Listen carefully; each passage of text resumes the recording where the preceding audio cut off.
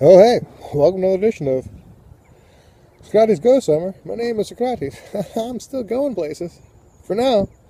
So today I'm starting here at the Kissing Dutch People. Woo, Kissing XXL. I'm going to be heading to Haarlem, doing a comedy show tonight. At this point, I'm thinking about taking a bike ride there.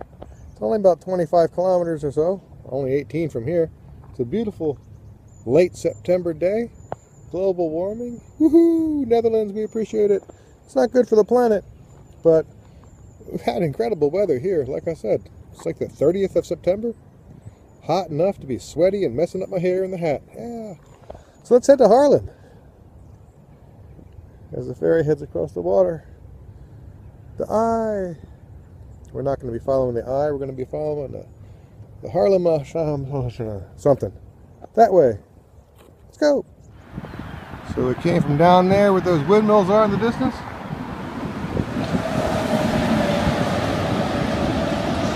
Also where the freight trains load and unload. Coincidentally, freight train.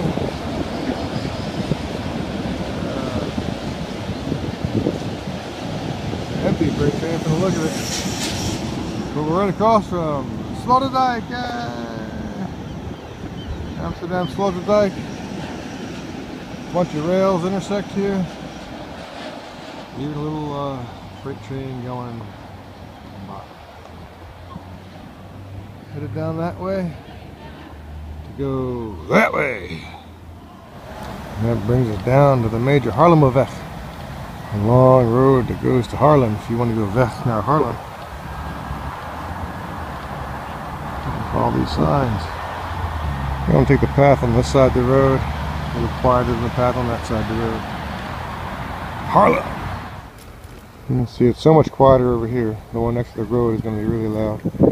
Play some football. And one of my favorite things about the Netherlands is they have standbuilt statues in the middle of strange places. We just came down from there, about a kilometer or so away. Big roads over there. Alright. And we're still headed to Haarlem. This way. And I thought this was a pretty little spot. And it's just nice. Gezellig Nederlands. Now the green signs are the sort of country way, and the red ones are more or less the direct city way. We're taking the green route. And the road, you can almost hear it, it's just to our left. Very close by, but it's nice and peaceful over here. That's why the green routes are better than the red ones, especially if you're on a bike. Highway's just over there, and we're just over here. Haarlem, Nederland. Still headed east on the same green path, headed towards Westpoort 26, 26. Another little cool statue in the middle of nowhere. Train line, bike path, the occasional bike. And yet, a statue right here. So every nice path must come to an end. This one's now been coming to an end here with another statue in the middle of nowhere. We're going to be following more signs. Haarlem is to the left. We're going to go that way. Haarlem. Got your hustly bustly of the highway. We just came from there. And we got to make a turn. Why? Well, I'm going to run into the water. So again, Haarlem to the left. Beautiful pieces of Dutch countryside. It's so quiet here, with the road so nearby. I think it's nicer down here on the bike path. Takes a little longer, a little more work, good exercise. Again, I just find it pretty. Just came past that blue signs where we came out. Zooming along here. Pretty piece of water. Over there is the railroad track that we were riding next to before, and the highway. And as you can imagine, Schiphol's that way, which is where the plane's going. We're headed to Haarlem. look, a bench with a nice little view. Time for a little break here in the Grote.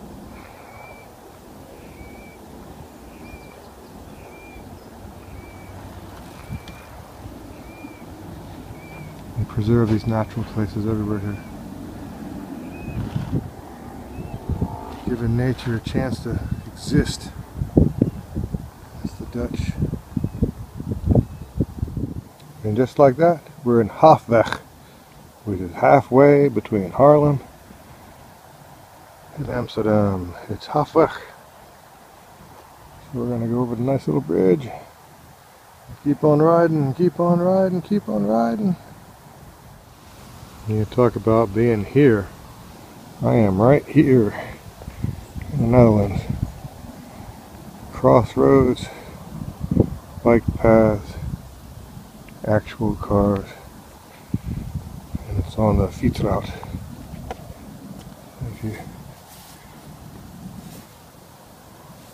We're over here. We're headed into Haarlem itself. Let's continue along that way. Number 28. And once again, we just came from that way. We're going to be going down the path. Headed over to Haarlem. Going that way. Here at number 28.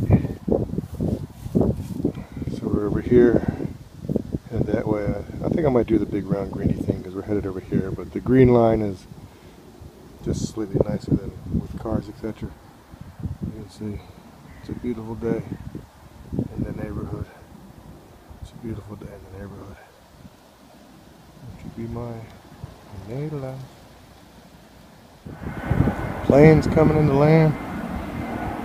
Cows taking a bit of a siesta. It's a hard life. Coming down from back that way, back alongside the railroad tracks. Headed down to Haarlem.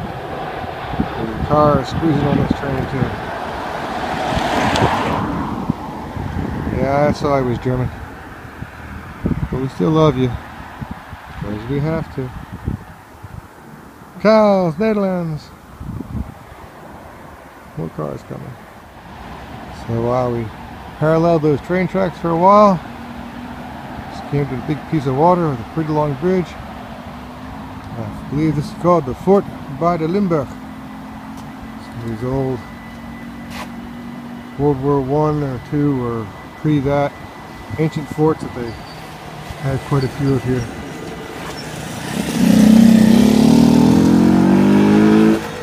If I was to guess, there's a train coming. But there's a beautiful little bridge all along the water. You can see why the water makes this fort more effective. And it's a lot harder to get past it when you got to also go through the water. And they don't have a bridge built. Like they do now. Sprinter! More accurately, the jogger. The Fort by the Limburg. Not Limburg, the Limburg. Looks like a Kunstpleis, an art type installment now. From war to art, that's life. Depending on what you had, I sure as hell wouldn't want to go up against a place like this.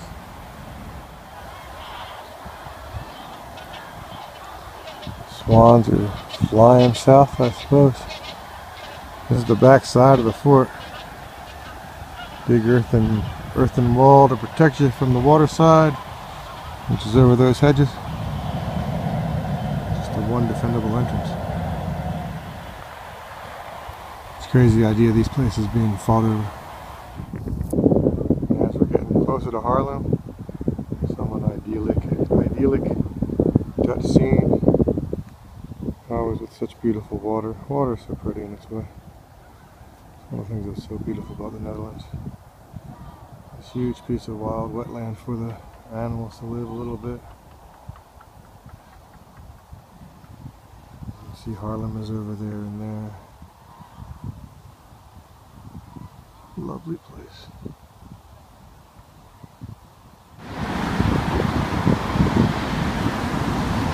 Still nice little piece of art. And now we're like right in the middle of the city part of Haarlem.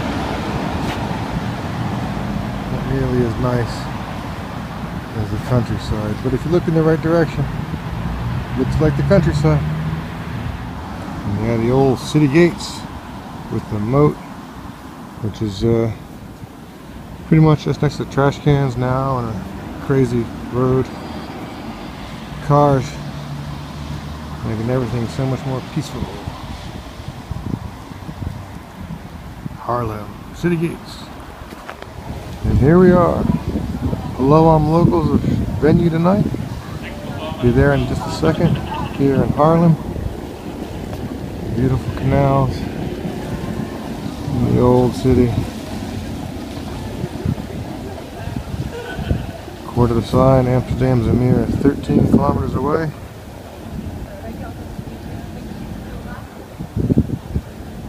But we're here for the day. I'm going to do a show tonight.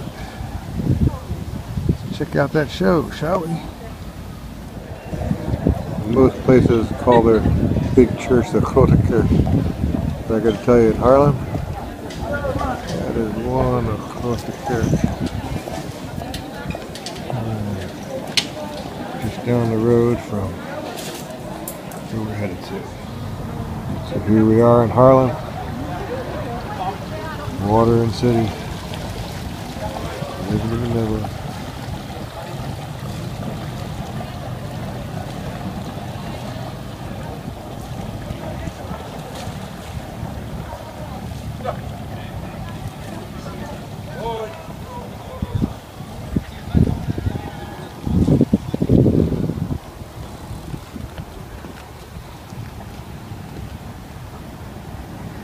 So that's going to be the space. This is the essence of gezellig, because this is just a room with some stuff in it, and it's not exactly gezellig, but when you add the people, certainly should. So I'm here at Hello, I'm Local in Haarlem. Nice little indoor patio. Let's make it gezellig with some cake. We're getting there. Showtime. Are we ready for it? Yeah.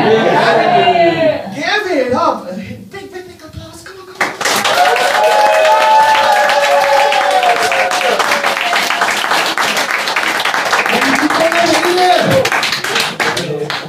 Man, her mother would be so happy to hear that you did that to her. I'm actually living her mother's dark future. My current present. Yeah, my name is Socrates. I am an American. See that? See that? The slow wheels of justice. Yeah, you guys like fascism. Yeah. What do you think you were cheering for? You paid no attention? Where's Texas? You Texas? You Texas? You're Texas, yes. Naked, huh? No gun. You feel okay? I'll be alright. How long you been here? 15 years. 15 years. Yeah, long enough. Oof.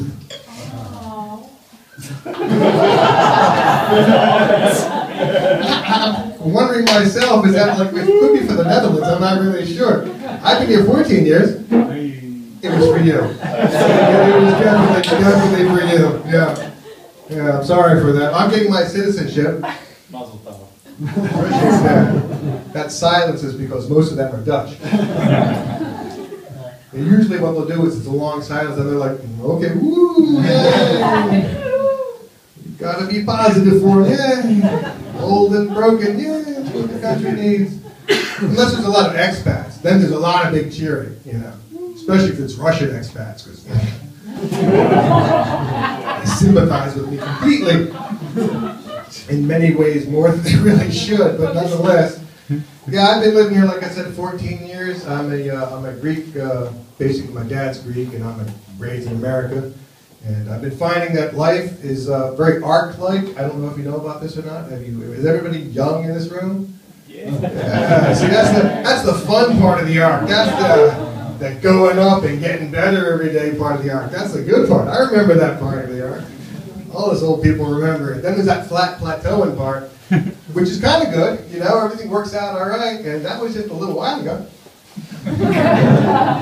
And then there's this sort of sliding down the other side of the arc part where it burns. It burns the whole way down. That's what I've been finding out anyway. So, yeah. There's a lot of things that are arc-like I found in life. Like relationships seem to have an arc, you know. Anybody in a relationship? Yeah.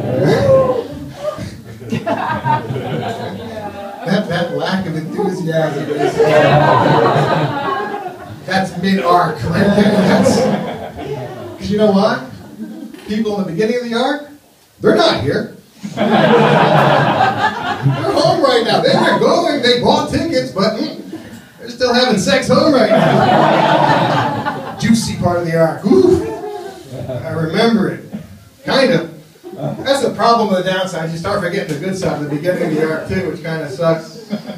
Yeah, I've been doing a tour of the sickbed houses here in the Netherlands. I've been going to the hospitals. Is this a healthy crowd? Anybody break a bone? Bunch of healthy, coordinated people. I'm not one of you. Anybody had surgeries?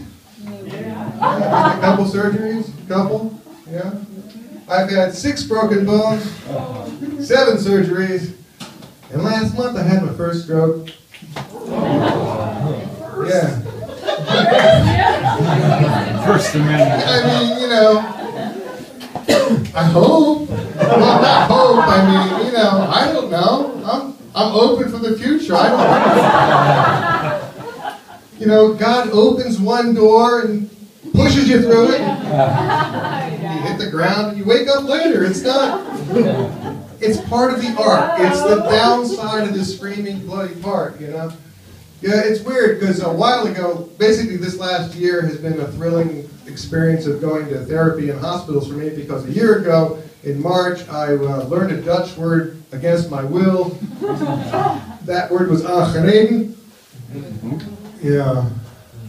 Yeah, that's not a great word. It means to be slammed into because I was aangereden door een scooterklootzak. Because I got ran into by an asshole in a scooter.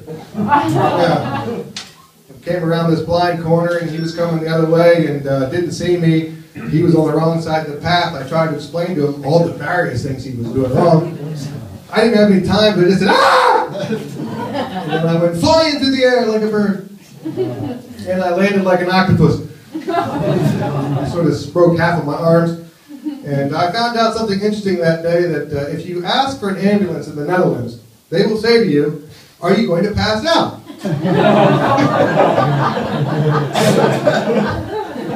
And at the time, I thought the broken arm was sufficient, so I said no, and they said, take a taxi.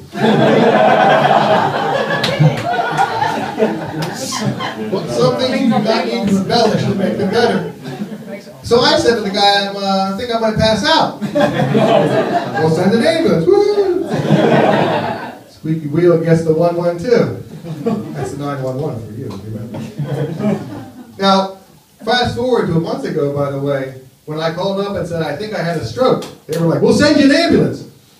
Yeah. So if you might have broken a leg and you just need the ambulance, ask for the stroke ambulance. I'm not really sure. They showed the hell up instantly, is all I'm saying. But the ambulance that picked me up, unlike a taxi, he had fentanyl. You can get fentanyl from a taxi. But you got to know the guy, you know, you got to set it up, wait around, he doesn't show up. It's a whole process. But the ambulance guy hooked me up. And oddly enough, though, when he gave me the saline, I was like, oh, that felt so good. He said, good. And he said, that was a saline. Oh, okay. He said, here's the fentanyl. Nothing. Completely horrible drug, highly addictive. I did not enjoy it, but I did get to the hospital. She said to me, would you like a shot of morphine? The day was getting better. Yeah, I'll take a shot. And if you've never had morphine, it's the best. Anybody had morphine in here for medical reasons? Fun reasons? Even better. I think it balances if you're wounded more, so I haven't had it without an injury, but morphine's like a warm hug on a cold night. So if they ever give you the option to take some morphine, take it, you know. See, with my case, I saw the x-ray, and I had an x-ray when the doctors looked at it, they went, ugh, which is a really shitty reaction from any doctor whatsoever. They should internalize at the very least. I saw it, I said, Hope that's not me. That's you, all right. Would you like another shot of morphine? Yes, please. They treated me with what they call conservative treatment. You know what this is? Nothing. Just nothing. They gave me the blue strap. Anybody had the blue strap? Oh, you're all healthy. None of you have had it. You ever see anybody with a blue strap? You see us out there, us clumsy people. The blue strap that goes around you, it's blue, it's got a piece of Velcro, so you know it's modern. And they gave me the strap and sent me home with the optimistic term, it comes good. Therapists, doctors, they will all tell you it comes good. My butcher told me it comes good too. But I believed him because he knows bones, you know? So they sent me home with this optimism and told me to keep exercising. And for about 1.5 years, I could only raise my arm about so far. And they told me to keep pushing it up. So I was in my backyard, literally trying to keep my arm exercised, waving to my neighbors. Get this horrible vibe from everybody. I was in Enschede recently, which is really near Germany, and they understood completely what was going on. So I went back to my doctor about 8 months later. I said, Doc, I can't get my arm higher than this. I have arm erectile dysfunction. The first step in becoming good is get it up, and I can't get it higher than that. And he said, Helaas and Pindakaas, which is a useless Dutch saying. If you don't know, it means, oh well, peanut butter. It's not helpful, is it? Doesn't help in any way, shape, or form. But it rhymes. And the Dutch love a good rhyme. You know, that's one of my favorite things about the Netherlands is the Dutch in general is sort of a rhyming language. And I was here about 3 months, and I was taught a strange Dutch phrase, which is "noken in de koken."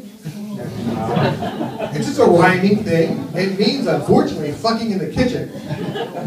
And I have no idea how to use "noken in de koken" in context. I have asked many of people. No one said, "Oh, you use it this way." Maybe on Tinder. The one thing I think is possible when you combine Helaas Pindakaas and Noken in de koken, you end up with satay sauce. So anyway, as far as arcs go, I'm hoping that my arc keeps going a little longer at this point. The one thing I did learn, because on that day actually, it was a hot sunny day. We don't get hot sunny days here, as you well know. Now global warming, woo! Yeah. It's great for our weather.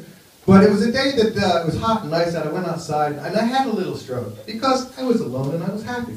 But I got tired afterward, which one does. And I took a nap and then I had a big stroke. And I woke up and I couldn't really walk. And if you have this issues, don't screw around, call 112. But the one thing I learned, and I think we can all take this as a lesson, is a day with a stroke is not nearly as nice as a day with a stroke and an orgasm. You know, then in the end, a day with a comedy show is nice, but a day with a comedy show, an orgasm. I'm just suggesting it, you never know. Live each day as if it might be your last, because one day you'll be right. Enjoy it while you can. My name is Socrates.